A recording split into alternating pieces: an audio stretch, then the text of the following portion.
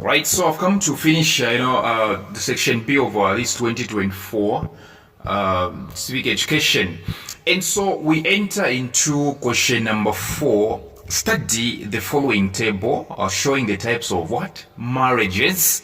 Types of marriages. And answer the questions that follow. And so the first column is on the type of marriage.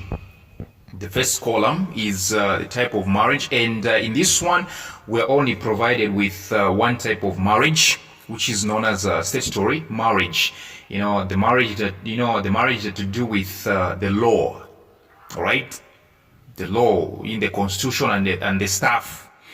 And then we happen to have B, all right, the type of marriage B, whose key issue is highlighted as polygamy is allowed. So in type of marriage B, polygamy is allowed. In the type of marriage C, a man and woman live together without consent or payment. It sounds like cohabitation, right? And we'll get to know. So now the first question A, says identify the type of marriages marked B and C, and of course B, polygamy is allowed. Can you imagine? You can marry more than one wives. Okay, you can marry more than one wives. Okay, more than a lot of wives actually. That can only be traditional marriage, which is also known as a customary marriage. B is definitely customary marriage. You can marry more than one wife. C is whereby a man and woman live together without consent or payment. You've brought somebody's daughter into your house and you're doing every other thing actually. She's washing for you, sleeping with you, all right, unlawfully. Okay, her parents don't even know. That's what you do, guys. That's what you do. Her parents don't even know actually that you are keeping their daughter.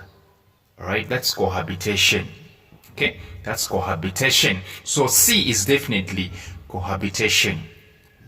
B, question 4B, mention two key issues in A that one has to consider when entering into a statutory marriage.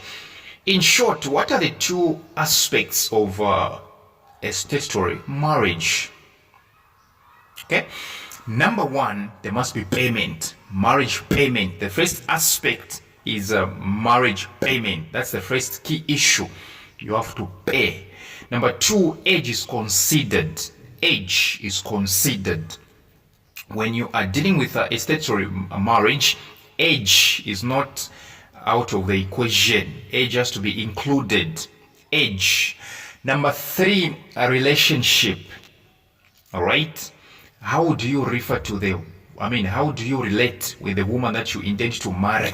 So number one, marriage payment. Number two, age. Number three, a relationship.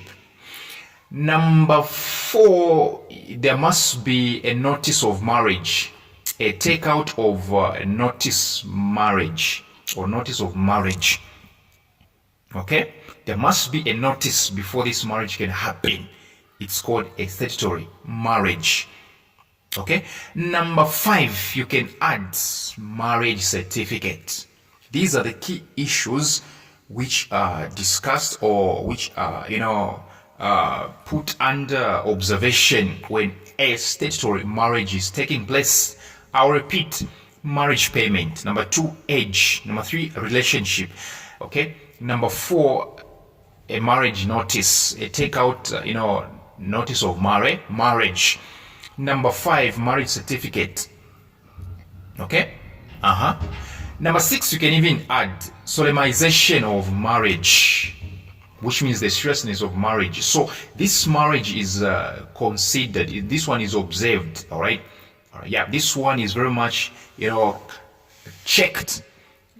Is there seriousness in this union? All right. Solemnization of marriage. C, explain what the Marriage Act states concerning marriage payment in a civil marriage. There is what we call Marriage Act. What exactly does it state with regards marriage payment. So like I'm from telling you that one of the key issues of statutory marriage is marriage payment. All right, marriage payment. So now, according to the Marriage Act, what exactly is stated concerning marriage payment? Well, the answer is very simple. It states that there is always a payment as recognition of the marriage. There must be a payment. There always has to be payment as recognition of the marriage, which means according to the statutory marriage, your marriage is not recognized if at all no payments were made. If at all no payments were made. And it goes on further to say the payment is made by the bridegroom, okay, to the would-be, to the family of the bride to be. Okay, it states that there is always a payment as recognition, of a. What am I saying? There is always a payment as a recognition of the marriage, and it goes on further to say the payment is made by the bridegroom to the family of the bride to be. That's what the Marriage Act states concerning marriage payment. D, describe the concept consent. Consent, I would love you to believe that consent simply means permission. Describe the concept consent in relation to marriage. What exactly does the word consent mean when it comes to marriage? This is when the parents or guardians of the woman getting married give permission. They have to allow you to marry their niece, okay, or their daughter. This is when the parents or guardians of the woman getting married give permission for her to marry. And also when the person getting married agrees to marry. Okay? Consent simply means to say the parents or the guardians of the woman that is about to be married, okay, give permission. Apart from that, even the woman herself has to give permission. You don't have to marry somebody that doesn't want you. You don't have to force things. So this is when the parents or guardians of the woman getting married give permission for her to marry. Okay, they have to allow her to marry. They have to allow her to marry. She doesn't have to marry on her own accord, right? She has to be allowed to marry.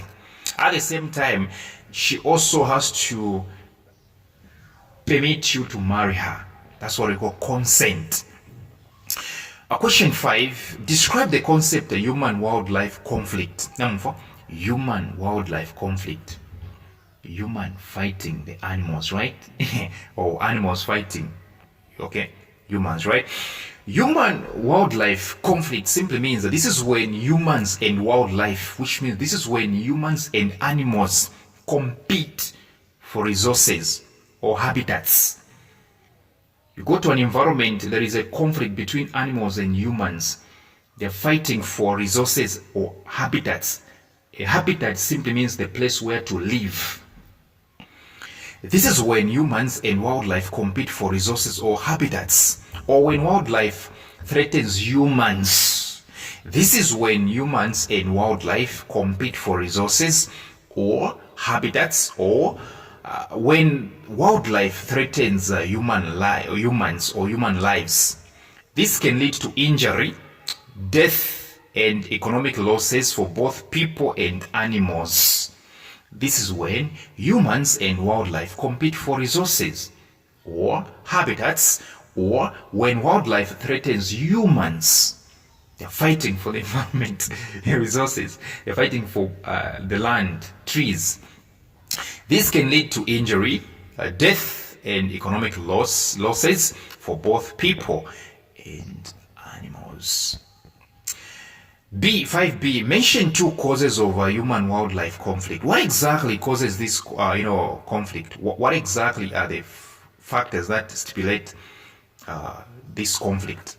What causes humans and wildlife to fight over resources? Number 1, population growth. When the number of people is increasing and when the number of animals is increasing, they'll be fighting for space, habitat.